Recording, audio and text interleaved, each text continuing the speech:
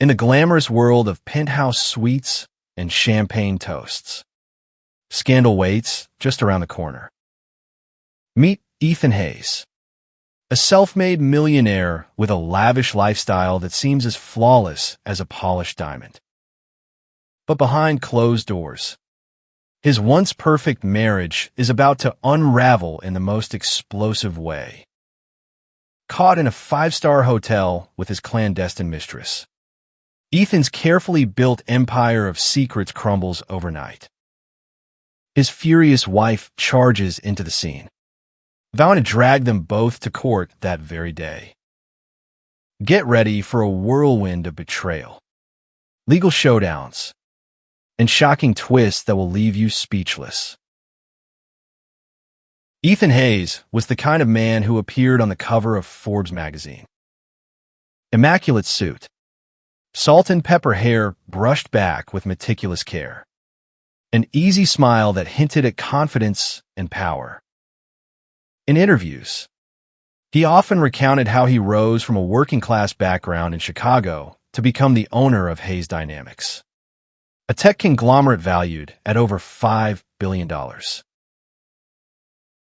By 45, he was already a household name in the business world, earning comparisons to magnates like Elon Musk and Jeff Bezos, and occasionally throwing black-tie galas that even the press found excessively grandiose.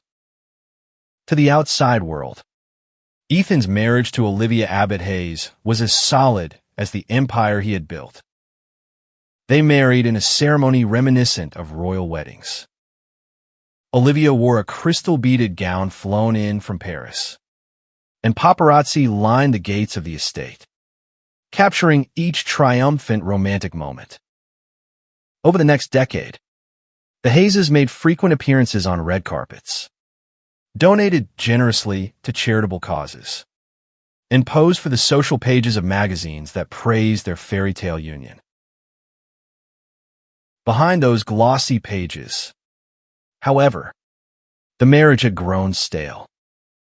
Olivia, once radiant with idealism, felt a chill of loneliness in her sprawling mansion.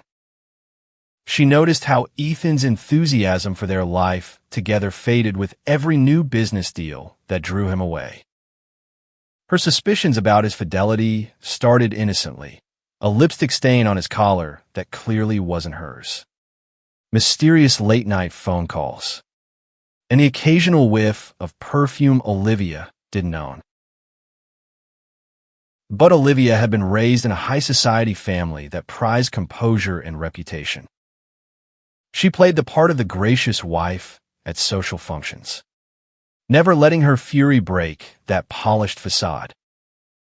Her only confidant was her longtime friend, Chloe Davis, the only person who saw Olivia's vulnerability and heartbreak. "Don't let him step all over you," Chloe would often advise. "The moment you sense betrayal, strike back before it's too late." Olivia would only nod quietly, unsure of what to do. Still, the thought that Ethan might actually be unfaithful felt surreal. He was too careful, too controlling of his public image. If she were to confront him, she would need solid proof, something undeniable that would give her the upper hand. And so she waited, a quiet storm brewing behind calm eyes. Olivia's suspicions deepened one crisp autumn afternoon when she found an anonymous letter slipped under her front door. The letter was typed, with no signature or return address. It read, "Check the Harrington Hotel, room 1802. He's not alone." Startled and unsettled, Olivia confronted Ethan that evening. He offered no confession, but maintained a cool civility that only fanned the flames of her doubts. After a turbulent exchange, Olivia decided to visit the Harrington Hotel herself. She needed answers, and if this cryptic note was the key, she'd follow it, In the days leading up to that fateful encounter, Olivia turned to a private investigator recommended by an acquaintance in the city's social circles. His name was Leo Maxwell, a man known for his quiet efficiency and steel-like discretion. Leo's credentials were unassailable. He had once worked as part of a major corporate investigations firm and had ties to reputable legal teams, including the offices of Gloria Allred in Los Angeles for some of his more high-profile divorce cases. Leo found that Ethan had booked the Harrington's penthouse suite on nights he was supposedly in late meetings. 3 times in the past month, a beautiful woman named Isabella Vance accompanied him. Isabella was young, no more than 30, and was employed as a marketing consultant at a small startup rumored to have some tie to Hayes Dynamics. Quietly, Olivia instructed Leo to arrange a stakeout. She wanted photographic evidence that would hold up in any court. But her anger simmered, transforming her from a hurt spouse into a resolute strategist. In her mind, she was already planning the next steps, the legal route, public opinion, her financial security. She wanted to be ready. On a windy Friday evening, Olivia sat in the back seat of a discreet black sedan parked across the street from the Harrington. She watched from behind tinted windows as couples in evening attire stepped out of limousines, some whisked away by uniformed doormen. At precisely 8 p.m., Ethan arrived in his charcoal gray Bentley. He emerged looking every bit the successful entrepreneur, confident stride, tailored jacket, an expression that betrayed not even the slightest worry. Right behind him, slipping from a passenger side, was Isabella Vance. Olivia's heart pounded. This was the first time she laid eyes on her husband's presumed mistress. Petite, dark-haired, her figure silhouetted by the street lamp's glow. With a camera in hand, Leo took several pictures from his vantage point, capturing every incriminating detail. Olivia could hardly breathe as she watched the two enter the hotel. Adrenaline coursed through her veins, mingling with anger and heartbreak. But Olivia was not there merely to watch. She planned to confront them. She stepped out of the sedan, steeled her nerves, and made her way into the lobby. The grand marble floors and gilded chandeliers of the Harrington felt more like the setting of a lavish ball than a trap about to be sprung. Olivia calmly approached the front desk and flashed an elegant smile. "Mrs. Hayes, how lovely to see you," the concierge said, recognizing the famous philanthropist. "Are you here to see Mr. Hayes?" For a moment, Olivia wavered. It struck her how public this confrontation might become. Her entire marriage and the facade they had built could crumble in front of the staff's curious eyes. But in that moment, her resolve was stronger than her fear. "Yes," she replied. "Which room is he in?" The concierge checked the system. "He's in the Imperial Suite, room 1802. Olivia offered a polite nod and headed to the elevator with measured steps, every click of her heels echoing in her chest like a countdown to an impending explosion. When she reached the 18th floor, Olivia felt her heart racing again. But she steadied herself. She forced herself to remember the humiliation, the lies, the lonely nights at their estate. No more illusions. She told herself, "This ends now." Without knocking, she slid the key Cardone Leo had cunningly acquired into the reader. The door clicked open. Inside, the lights were dim, the smell of champagne and perfume thick in the air. Soft music drifted from hidden speakers. And then she saw them. Ethan leaning in toward Isabella, whispering something inaudible, a champagne flute in his hand. It felt like time slowed. An unspoken tension crackled in the air as Olivia took in the stunned faces of her husband and his mistress. For a moment, none of them spoke, as if the gravity of what was happening had robbed them of speech. Then Olivia's composure broke. "How dare you?" she hissed through clenched teeth, her voice low but trembling with fury. "How dare you disrespect me like this in public? After everything." Isabella froze. Ethan tried to mutter something, an apology, a denial, a plea, but Olivia wouldn't have it. She turned on her heel and stormed out, slamming the door behind her. In the hallway, she dialed her attorney, Jessica Kramer, a powerhouse lawyer who once took a seat at a conference alongside Alan Dershowitz. Olivia's words were simple. "Jessica, get ready. We're taking them both to court tomorrow." News of the incident spread as quickly as Olivia had feared. A bellhop and a hotel guest who recognized the famous Hayeses whispered to the staff. By midnight, rumors were swirling through the corridors of the Harrington. By dawn, the story reached the tabloids, though no one had the full details yet. Headlines teased Haye's marriage on the rocks, and mystery woman in the picture.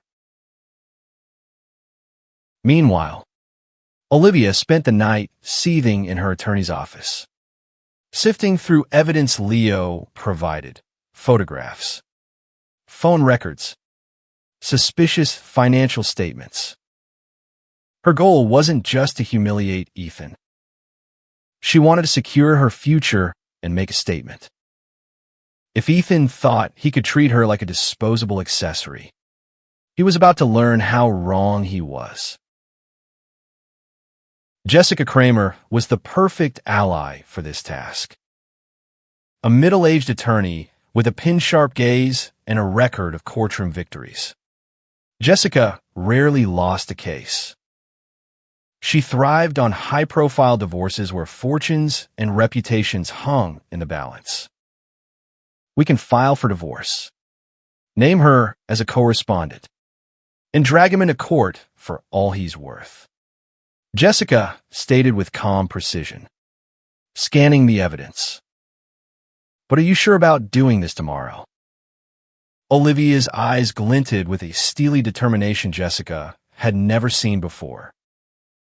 "Yes," she said, voice unwavering. "He won't see it coming."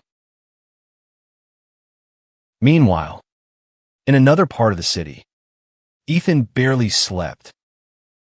Isabella hovered nearby, clearly shaken. Ethan paced in his penthouse living room, phone clutched in hand. "She can't do this," he repeated, as if a mantra could change reality. "Not tomorrow. We haven't even tried to settle privately." Isabella, her expression terrified, hardly knew what to say. She had never experienced legal drama at this scale, especially not involving hundreds of millions of dollars. "You should call your lawyer," she managed to whisper, hands trembling. "Fix this before it escalates." But it was already escalating much faster than Ethan could control. His phone buzzed with calls from PR teams, board members of Haye's Dynamics, and old friends asking what was happening. The empire he spent decades building was about to shake, and he had to brace for the aftershocks. Saturday morning arrived, like an ominous drum roll. The usual calm of the downtown courthouse was replaced by a media frenzy. Journalists from major outlets, the New York Times, Vanity Fair, local Chicago tabloids crowded the steps. They clicked their cameras, jostling for position. Security personnel struggled to keep order, uncertain what exactly was happening, but aware it must be big. Olivia arrived first, stepping out of a black SUV with Jessica at her side.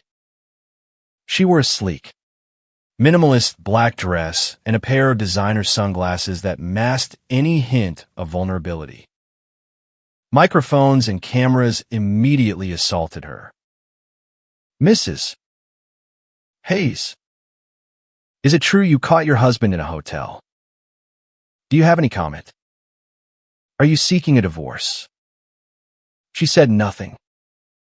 Her stoic expression revealed no sign of regret for turning her family drama into a very public showdown.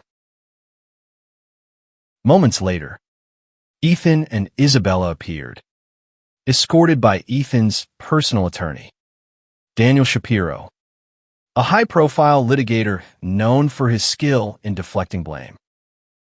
Ethan seemed tense, his usual composure replaced by the ashen look of a man walking toward a battle he couldn't avoid. Isabella clung to his arm, visibly upset, uncertain of where to stand or how to act under so many flashing lights.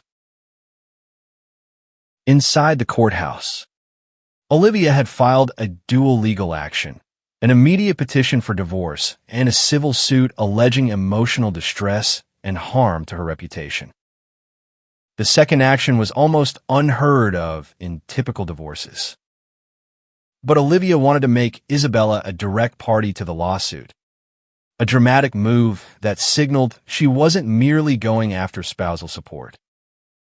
She wanted accountability from both her husband and the woman who assisted in breaking up her marriage. The presiding judge, a no-nonsense figure named Judge Evelyn Reed, called both sides into a private hearing room before the public hearing. This level of media attention is disruptive. Judge Reed said sternly, "I will decide how to proceed without turning this courthouse into a spectacle." "Understood." Olivia nodded respectfully, Jessica at her side. Ethan bowed his head slightly, though it was clear tension gripped him. Isabella tried to stand behind Ethan, but the judge noticed. "Miss Vance, please stand beside your attorney," Judge Reed directed, her voice carrying a subtle edge. Isabella swallowed nervously, obeying. The judge reviewed Olivia's filing. Her eyebrows rose at the civil suit. "Mrs. Hayes, you've alleged that Ms. Vance contributed to the breakdown of your marriage by knowingly engaging in an affair with your husband. You are seeking damages for emotional distress and reputational harm. Are you prepared for the burden of proof for such a claim?" Jessica answered for Olivia. "We have substantial evidence to demonstrate Ms. Vance's knowledge of Mr. Hayes' marital status and her active participation in an affair that caused significant emotional harm to my client. We'll meet our burden." Judge Reed nodded slowly, turning her gaze to Ethan's attorney, Daniel Shapiro. "And you, Mr. Shapiro, your response?" Shapiro cleared his throat. "We categorically deny these allegations. My client has been faithful." He hesitated, then revised. "My client has attempted to address marital disputes privately. We believe this matter can be resolved without dragging Ms. Vance into a frivolous lawsuit. This is purely a personal matter turned into a public spectacle. Let me be clear, Judge Reed said, her tone steely. I will not tolerate theatrics in my courtroom. If Mrs. Hayes has filed a valid claim, Ms. Vance is indeed a legitimate party to this suit. The divorce petition and the civil suit will proceed as scheduled. With that, the preliminary hearing concluded, and both parties were ushered into separate rooms to wait for the official hearing time. The stage was set for a very public legal battle that would test the limits of truth, strategy, and emotional resilience. As the day progressed, Olivia realized that her actions ignited a frenzy among Ethan's corporate partners. At Hayes Dynamics headquarters, the board of directors held an emergency meeting. Worried about shareholder confidence, they considered whether Ethan should step aside as CEO temporarily. The rumors alone were detrimental to the company's image, and every hour that passed with no resolution only added to the turmoil. One board member, Mark Jennings, was particularly vocal. Ethan's personal scandal is overshadowing our product launches and raising doubts in the investor community. We need to do damage control. Another member, Sarah Chun, defended Ethan, insisting that no official wrongdoing has been proven. We should stand by him until the facts come out. The board remained divided. Amid all this, Olivia received an unexpected phone call from Megan Riley, an investigative journalist at the Chicago Tribune. Megan claimed she had information that might help Olivia's case. Intrigued, Olivia agreed to meet at a small coffee shop near the courthouse during a midday break. Megan arrived promptly, her press badge tucked discreetly away. Mrs. Hayes, I've been following your husband's business dealings for years, she began, sipping her black coffee. And I can tell you that Isabella Vance may have more reasons than romance for being involved with Ethan. Olivia's eyes narrowed. What do you mean? Megan took out a folder of documents. Isabella Vance's startup, Vance Marketing, was on the verge of bankruptcy 6 months ago. Yet somehow, it received a large cash infusion from an offshore account connected to one of Hayes Dynamics' shell companies. I suspect it's hush money, or an arrangement to keep the affair secret. If this is true, it changes the legal landscape significantly. It suggests conspiracy, breach of corporate ethics, possibly even misuse of company funds. Olivia leafed through the documents, her pulse quickening. This is explosive. Why are you telling me this? Megan shrugged, eyes glinting with the fervor of a reporter chasing a major scoop. Because if there's corporate fraud involved, it's bigger than just a scandalous affair. And I believe the public deserves the truth. Of course, I'll be reporting on it regardless. But I wanted you to know first. Maybe it helps your case. Maybe it helps me get the story out more effectively. Olivia thanked her, her mind racing with the implications. If it turned out that Ethan used corporate funds to finance or conceal his affair, the legal ramifications would be severe, not just for her marriage, but for his entire company. Divorce court would be the least of his worries. The official hearing convened in a larger courtroom to accommodate the media presence, though the judge restricted cameras to the hallway.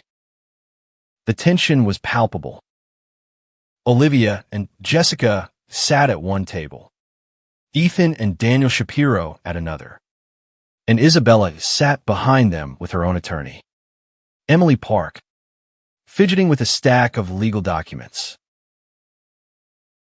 Judge Reed explained the purpose of the day's session: to hear preliminary evidence for the divorce proceedings, determine if there was enough basis for Olivia's lawsuit against Isabella, and set a schedule for further discovery. It was more procedural than a final trial, but the emotional stakes felt just as high. Jessica presented a dramatic opening statement, citing Olivia's emotional distress, betrayal, and the documentary evidence of the affair. We have hotel receipts, timestamps, and photographic proof that Mr. Hayes and Ms. Vance have been engaging in an adulterous relationship. Furthermore, we will present evidence that Ms. Vance knowingly and willfully participated in this relationship, causing harm and reputational damage to Mrs. Hayes.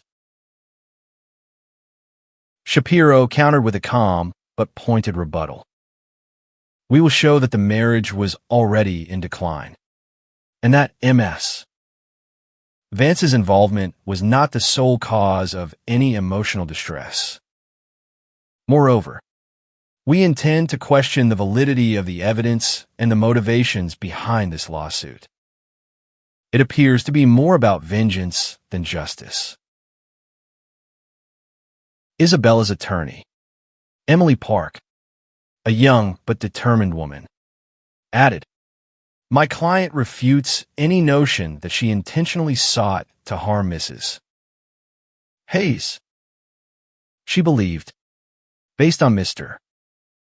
Hayes's representations, that his marriage was effectively over." Judge Reed listened intently, making notes.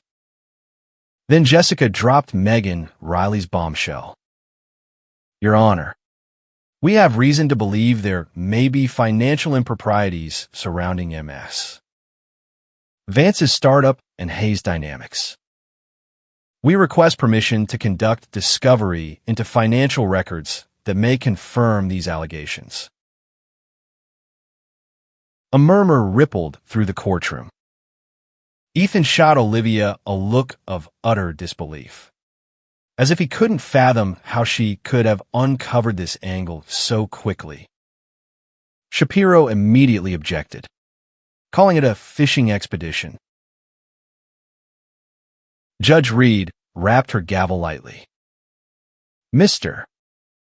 Shapiro, I will allow limited discovery into these financial matters, given their potential relevance to the case. If Mr. Hayes misused corporate funds to facilitate an extramarital affair that could impact the marital estate and spousal claims." She paused, scrutinizing the tension in the room. "I'll schedule a second hearing in 2 weeks to review these findings." Court is adjourned. And just like that, Olivia scored a strategic victory. Onlookers, including press and curious members of the public, hurried out to disseminate every detail of the day's events. Within the next 48 hours, chaos enveloped Ethan's world. The Hayes Dynamics Board demanded a closed-door meeting. Worried about potential SEC investigations if any corporate fraud was uncovered, they pressured Ethan to go on leave. He refused at first, but found himself cornered when new documents surfaced, revealing suspiciously large consulting fees paid to Vance Marketing. In a tense boardroom, Ethan faced Mark Jennings and Sarah Chun, who were flanked by company attorneys. "Ethan," Sarah began kindly, "we want to protect the firm. If these allegations have any merit, the fallout could be catastrophic. Taking a temporary leave might be your best move. Ethan clenched his jaw. You're turning your back on me. I built this company from the ground up. Mark, far less sympathetic, sighed. And we appreciate everything you've done. But the shareholders come first. Step down until the dust settles, or we will vote you out forcibly. Ethan's gaze flicked across the room. Every face looked grave. He finally bowed his head, conceding. Fine. I'll take a leave of absence, he said stiffly, making it clear he had no other choice. Meanwhile, in a quiet cafe on the opposite side of the city, Olivia was meeting Chloe Davis. They discussed the effect this scandal was having on Olivia's mental well-being, while Olivia tried to maintain a strong front. The reality of dragging her husband despite everything, a man she once deeply loved, through public humiliation, weighed on her heart. I can't believe it's come to this, Olivia whispered, tears welling in her eyes. There was a time we were in love, planning our future, wanting a family. Chloe took her hand. You're doing what you must.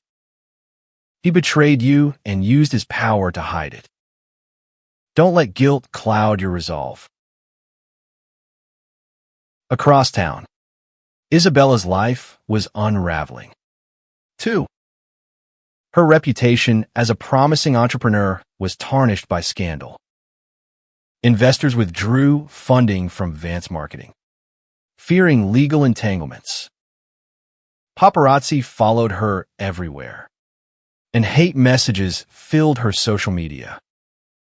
She tried to reach Ethan multiple times for reassurance, but he was too consumed by damage control to offer her comfort. Fearful and alone, she considered cutting a deal with Olivia, an approach that startled even her attorney. A few days later, Jessica's phone buzzed with a call from an unknown number. On the other line, Isabella Vance's voice trembled. I need to speak to Mrs. Hayes. There are things I'm willing to disclose in exchange for dropping the lawsuit against me. Please, I'm desperate. Jessica arranged a meeting in her law office after hours. The lights were dim. The atmosphere was thick with tension and anticipation. Olivia, Jessica, Isabella, and Emily Park sat around a long wooden conference table. Isabella looked worn down, her eyes rimmed with exhaustion. Mrs. Hayes, she began softly. I never wanted to hurt you. When I met Ethan, he told me he and his wife were practically separated. I fell for it. His charm, his promises to help fund my company. When he offered that money, I knew it was too good to be true. But I was in love with him. Or I thought I was. Olivia listened, her expression unreadable. Isabella continued. I'll testify that Ethan used corporate accounts to pay me. I have emails, bank statements, everything. I'm willing to hand it over if you drop the civil suit against me. A tear slid down her cheek. I just can't take this stress anymore. People hate me. My investors are gone. I'm drowning in debt and legal fees. Olivia leaned forward. Why should I trust you? How do I know you're not just trying to save yourself? Isabella's eyes darted to Jessica, then to her own attorney. Finally, she reached into her bag and pulled out a USB drive, placing it on the table. This is my proof. If you use it, it'll bury Ethan's career for good. I'm giving it to you because I want to end this nightmare. All I ask is that you name me as a witness, not a co-defendant. Jessica picked up the USB, weighing it carefully. We'll verify this information, she said tersely. If it checks out, we'll consider removing your name from the suit. Olivia studied Isabella in silence, trying to gauge if this was genuine remorse or calculated self-preservation. Whichever it was, it could be the key to bringing Ethan to accountability. She finally spoke, her voice barely above a whisper. We'll see what your evidence says. The weeks that followed were filled with legal wrangling. Experts pored over the data Isabella provided. Emails showed Ethan explicitly instructing her to send invoices for marketing consultancy to a specific subsidiary of Hayes Dynamics, from which payments were funneled into Isabella's company. Further correspondences contained romantic undertones, solidifying the narrative that this was more than a purely professional relationship. Armed with this evidence, Jessica filed new motions, upgrading the case to include potential corporate fraud. The public reaction was swift and merciless. Journalists, including Megan Riley of the Chicago Tribune, published damning exposés that cast Ethan as an unscrupulous executive who blurred the lines between personal and corporate finances to maintain his extramarital affair. Olivia, paradoxically, became both a figure of pity and a heroine to some. On social media, hashtags like #StandWithOlivia trended, praising her courage for taking a powerful man to task. Others accused her of gold-digging and sensationalizing a private matter. She tried to ignore the noise, focusing on the case. The emotional toll, however, was undeniable. Many nights found her restless, haunted by memories of happier days with Ethan, times when she believed they were building a future together. Ethan, sidelined from his company, holed up in his penthouse, strategizing with Daniel Shapiro on how to salvage both his personal and professional reputation. With the new evidence from Isabella, any legal defense was shaky at best. This is blackmail, Ethan snarled during one meeting. She's only turning over those documents to save herself. Shapiro sighed, massaging his temples. That may be, but the courts only care about the facts. And the facts look terrible for you right now. If you don't settle quickly, you risk losing everything: your marriage, your company, and possibly even your freedom if this escalates into criminal charges. Stubborn pride battled with survival instinct in Ethan's mind. He hated the idea of capitulating to Olivia's demands, but the alternative might be far worse. What do you suggest? He muttered, glaring at the reams of incriminating emails. Shapiro offered a path forward, proposed a generous divorce settlement, publicly apologize, an attempt to cut a deal with prosecutors if any charges were filed. It was humiliating, but it might be the only way to stem the bleeding. When the next hearing day arrived, the courthouse was again swarmed by media. This time, the mood was even more tense. The rumor mill abuzz with talk of new evidence that could doom Ethan. Inside, the gallery was packed. Reporters craned their necks, hoping for a glimpse of fireworks. Judge Reed started the session. We are here today to review the results of discovery and decide how to proceed with the divorce petition, the civil suit, and any potential referral for criminal investigation. Jessica stood. Your Honor, in light of new evidence provided by Ms. Vance, we have substantial proof of corporate funds used to finance Mr. Hayes's extramarital affair. My client wishes to move forward with the divorce immediately and seeks a fair division of assets, including potential damages. Shapiro rose next, face setting grim lines. Mr. Hayes acknowledges certain questionable financial transactions. However, we maintain that the civil claims against Ms. Vance be dismissed as Ms. Vance has cooperated fully and is herself a victim of deceit. Judge Reed eyed the attorneys. Is there a settlement on the table? Jessica glanced at Olivia, who gave a subtle nod. We have received a proposed settlement, Jessica said, but it is not to my client's satisfaction at this time. Shapiro interjected, voice tense. Your Honor, Mr.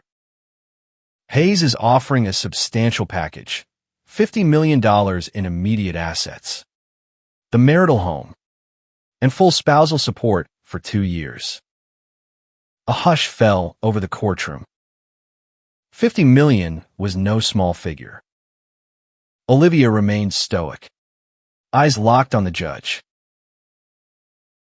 Finally, Jessica continued, we appreciate the offer, but given the public nature of this betrayal, the emotional distress, and the revelations of possible corporate fraud, my client believes the offer does not fully compensate her for her losses, both personal and reputational. Judge Reed pursed her lips. I see. We'll move to trial if no agreement is reached. But I warn you, both parties, a public trial will expose private details you may not want in the open. Ethan's jaw tightened. He understood the judge's implication all too well. More secrets could come out.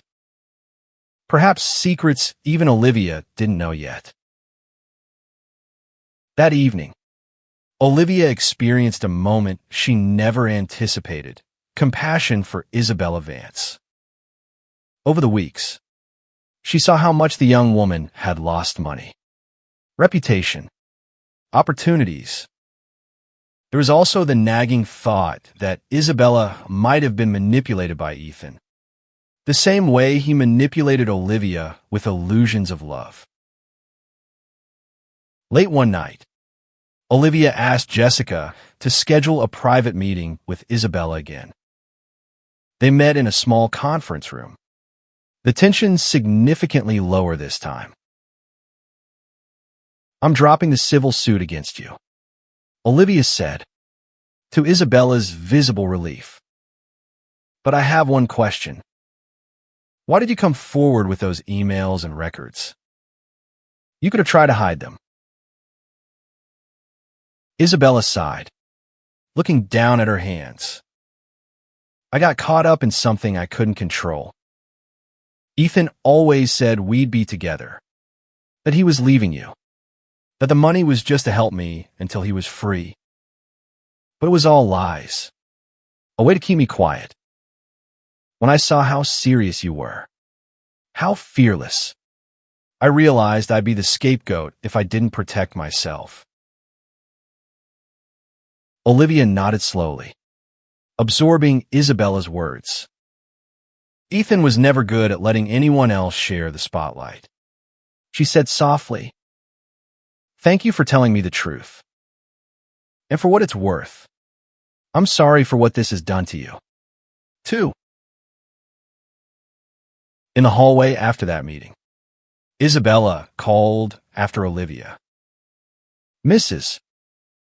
Hayes, there's something else. She hesitated, trembling. Before the hotel incident, Ethan told me he had a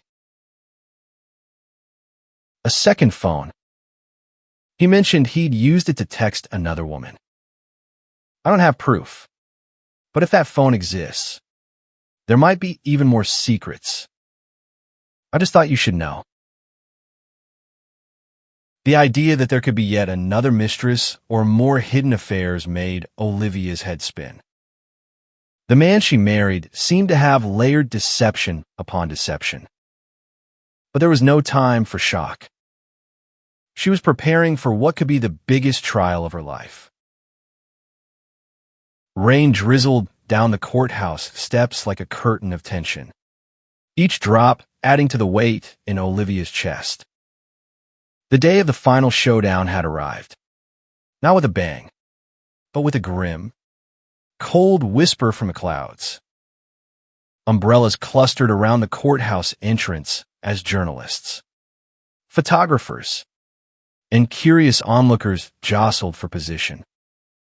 The buzz was deafening. Everyone wanted to witness the collapse of Ethan Hayes' empire. Olivia stepped from the black SUV with a poise that masked the war raging inside her.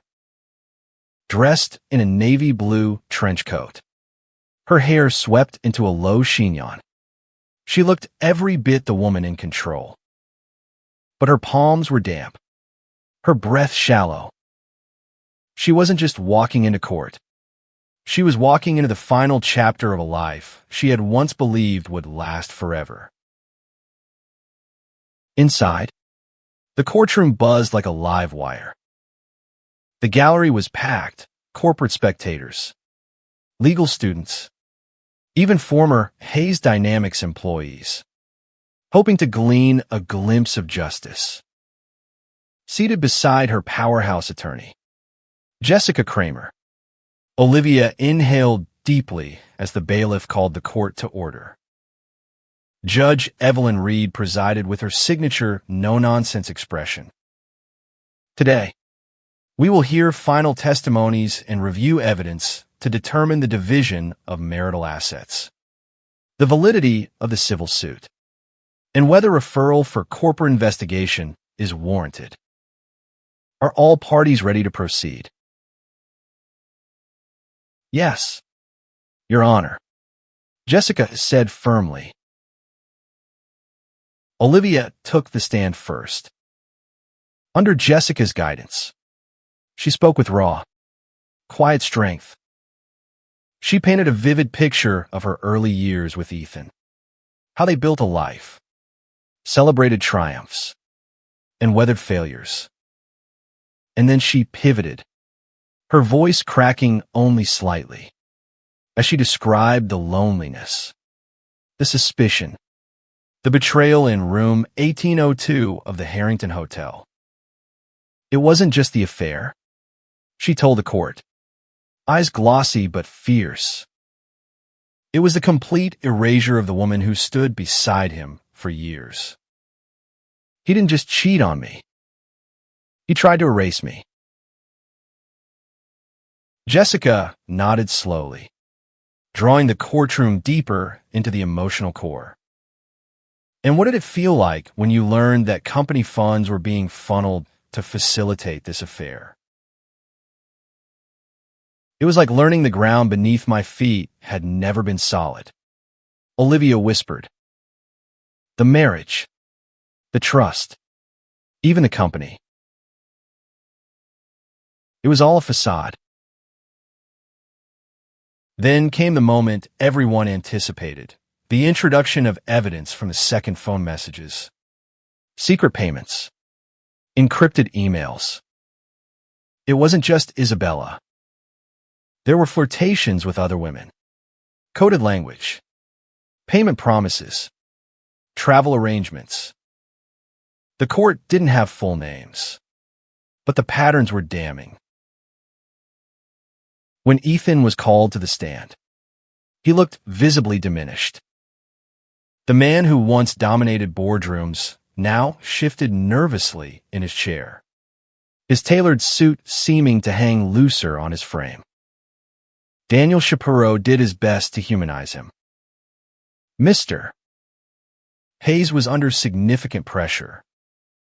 He made regrettable decisions. Yes, but he is not a criminal. He is a man who lost control.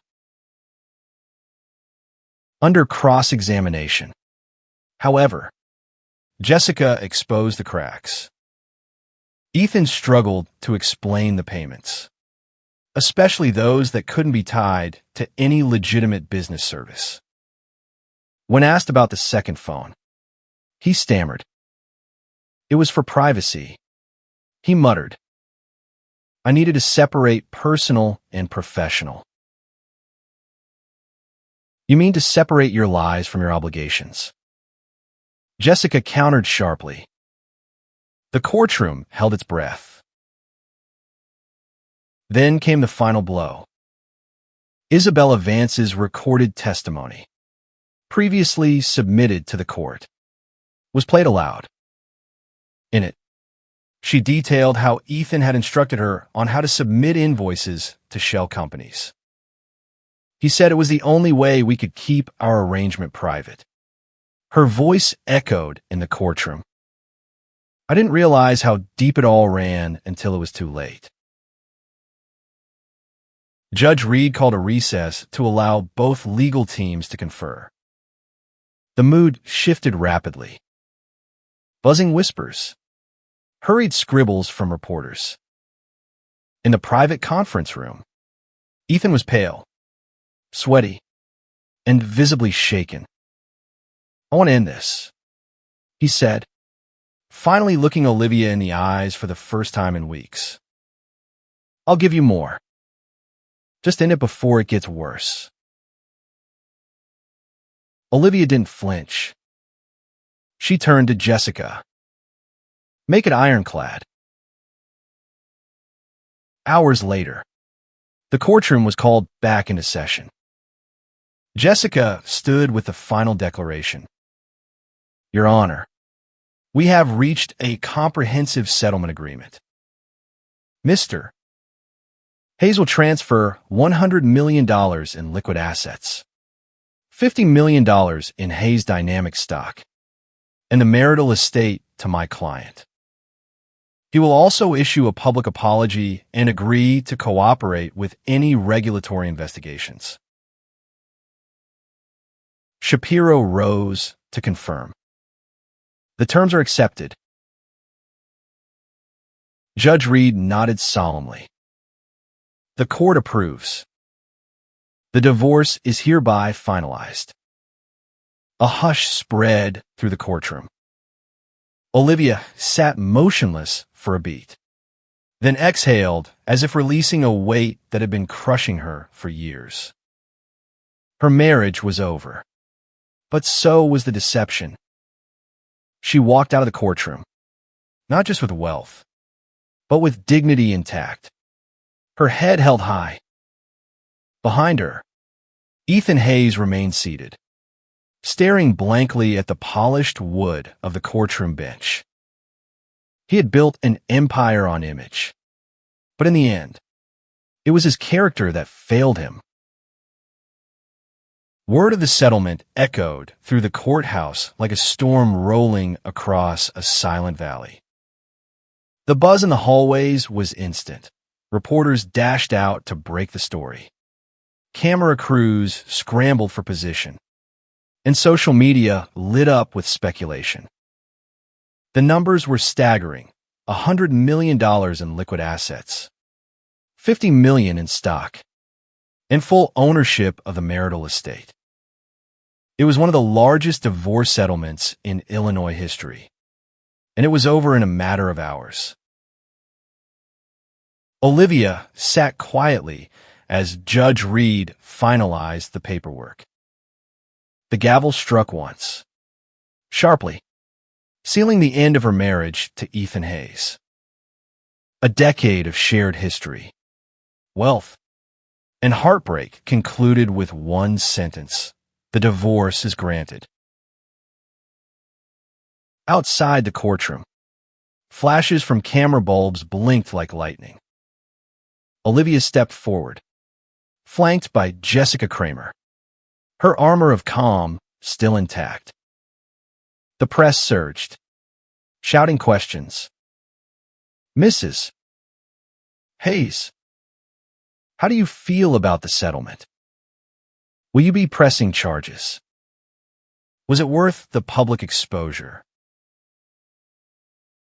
Olivia paused at the top of the courthouse steps. Her voice, when she spoke, was steady and resonant. This is not a victory. This is the conclusion of a painful chapter. But I stood up for myself and for every woman who's ever been silenced by power and betrayal. Now I choose peace.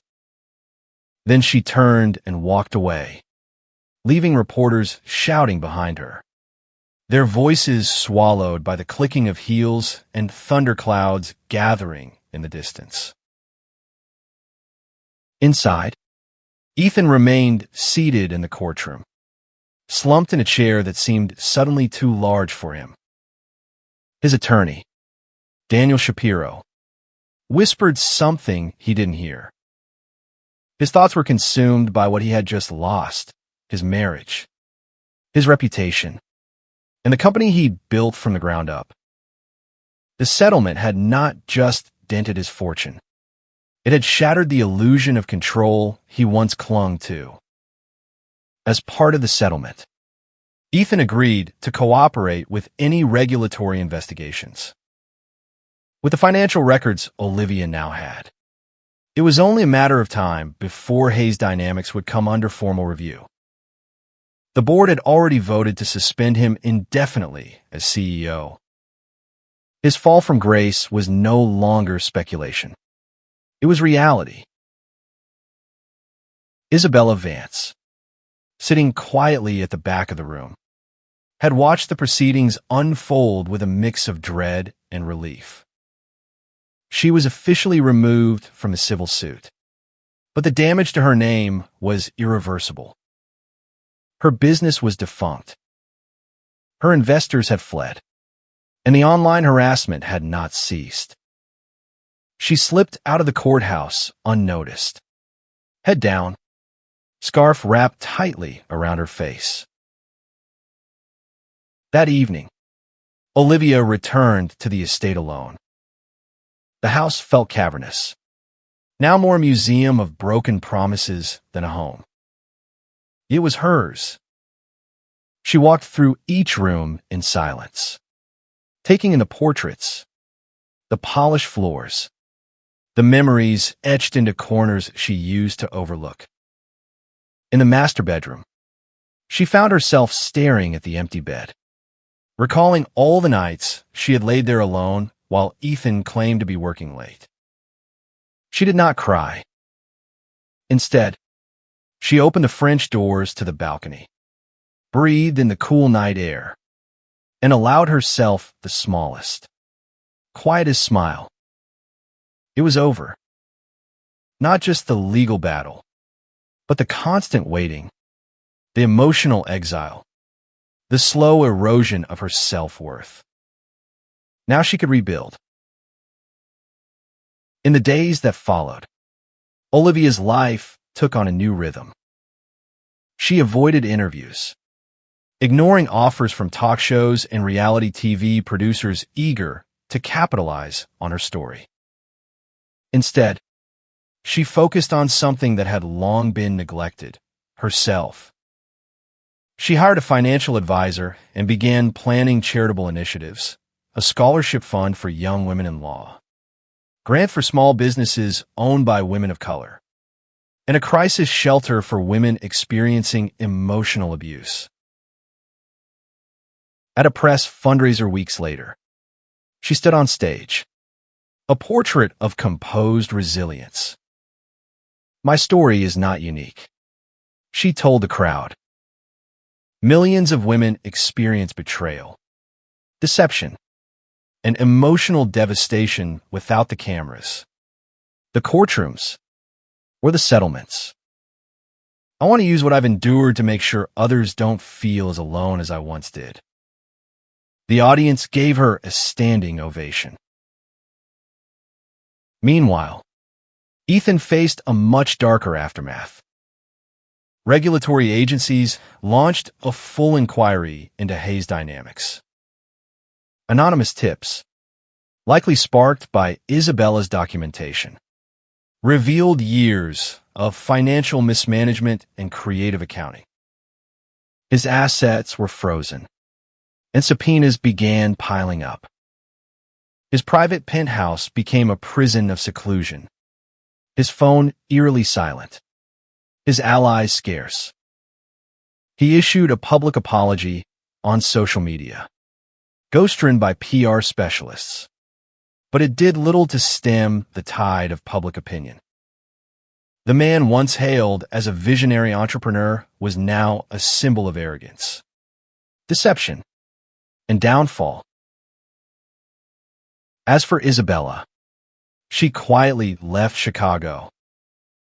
A friend told a tabloid she was living somewhere in Northern California under a new name, writing a memoir that might never see the light of day. Her once bright career now existed only in archived web pages and forgotten LinkedIn profiles. But for Olivia, the future no longer felt like something to fear. It was hers to shape.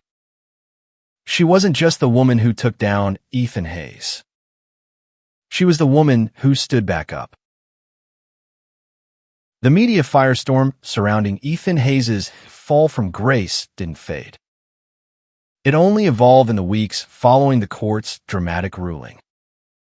Headlines continued to dissect every angle of the case: the betrayal, the financial scandal, and the unprecedented settlement. Cable news analysts debated Olivia Hayes' courtroom strategy, calling it a masterclass in elegant vengeance. Her name trended for days, not as a scorned wife, but as a woman who fought back and won. But while the world buzzed, Olivia withdrew. She remained in Chicago, living alone in the palatial estate that once felt like a gilded cage. Now it was hers, but it bore the echoes of too many broken promises. She kept the doors open during the day, letting sunlight spill across marble floors, breathing life into rooms that had once felt too cold. At night, she would sit on the terrace with a glass of wine, reflecting not just on what she had lost, but on what she had reclaimed: peace, freedom, her voice. Rather than allow her victory to become tabloid fodder, Olivia poured her energy into something meaningful. With Jessica's guidance, she launched a foundation called the Abbott Initiative, named after her mother's family, known for its legacy of civic service. The foundation offered legal aid and emergency funding for women navigating divorce, coercive relationships, and financial dependency. It wasn't just philanthropy, it was healing. At the initiative's launch, Olivia spoke candidly for the first time since the settlement.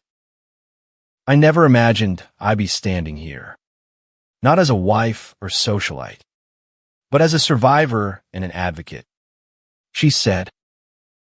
"What happened to me was personal, painful, and very public. But if my story can give another woman the strength to walk away, to speak up, then it wasn't for nothing." Applause filled the hall.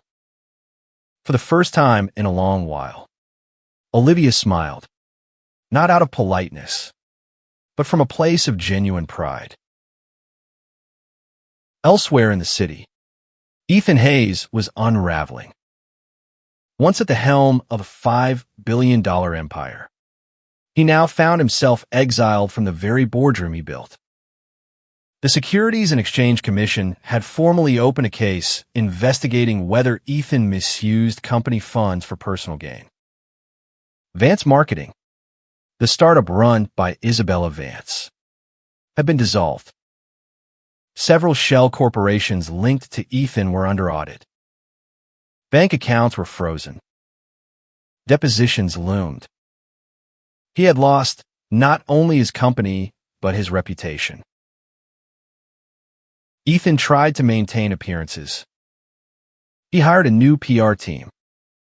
He issued a carefully worded apology on national television, claiming errors in judgment and citing the strain of leadership. But the public wasn't buying it. Stockholders pulled out. Business journals published editorials calling him a cautionary tale. The man once compared to Steve Jobs now became a meme for corporate greed and personal downfall. In private, Ethan fared worse. His penthouse, once a symbol of his triumph, grew silent and suffocating. He'd pace for hours, replaying every mistake, every conversation, every choice that had led to this cliff's edge. He tried reaching Olivia twice, once through her lawyer and once through a handwritten letter. Both were ignored.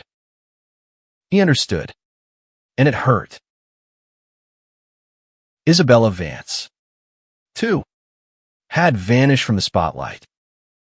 After turning over critical evidence, she packed what little she had and moved to California. A contact told Magazine that she was living near Monterey, working anonymously as a freelance copywriter. Rumors floated about her writing a memoir. But if she was, it was in secret. She wanted nothing more than distance from the scandal. From Ethan. From a name, Isabella Vance. And yet, she couldn't quite escape the guilt. In quiet moments, she still replayed the look on Olivia's face the night they met across the table. Isabella, trembling with shame. That look of resolve and heartbreak haunted her more than anything else. Meanwhile, Olivia pressed on.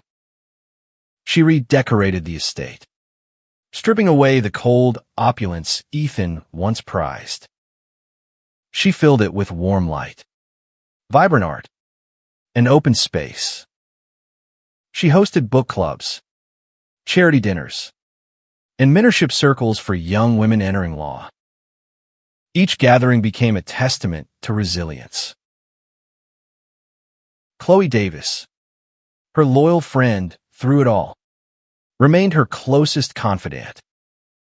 Over tea one morning, Chloe leaned across the table and asked, "Do you miss him?" Olivia didn't answer right away. She looked out at the blooming garden, thought of all the versions of herself she had shed. "I miss the man I thought he was," she said softly. But that man never really existed. And with that, she turned the page in her heart. By autumn, Olivia's face graced the cover of Chicago Life magazine, not as a wife, but as a philanthropist. The headline read, "From Betrayal to Brilliance, Olivia Hayes' Second Act." In the interview, she spoke about the power of starting over, of owning your narrative, of refusing to let someone else's decisions define your future. The story resonated. Women across the country sent letters, emails, and messages thanking her for standing tall. Some shared their own stories of betrayal and survival. Others simply wrote, "Thank you for reminding me that I'm worth more." Olivia read every word. One night, as she walked through the garden beneath the stars, she whispered to herself, "I thought this ending would break me, but it became my beginning." And so, with the world watching, with Ethan retreating into obscurity and Isabella learning to live again. Olivia did what few expected. She didn't fade. She rose. The roller coaster drama of Ethan Hayes' downfall and Olivia's quest for justice is a cautionary tale for anyone enthralled by wealth and power. When secrets bubble to the surface, the empire you've built, no matter how grand, can crumble overnight. As Olivia stands on her own 2 feet, she realizes that true security doesn't come from a lavish lifestyle, but from self-respect and integrity. Isabella's desperate search for an escape and Ethan's looming legal reckoning show how tangled the web of lies can become when ambition collides with betrayal. Thank you for joining us on this wild ride.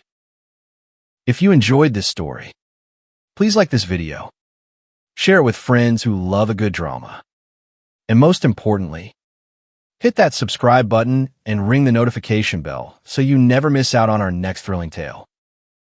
Your support helps us create more content that pulls back the curtain on scandal, heartbreak, and ultimate redemption. Stay tuned for our next riveting story.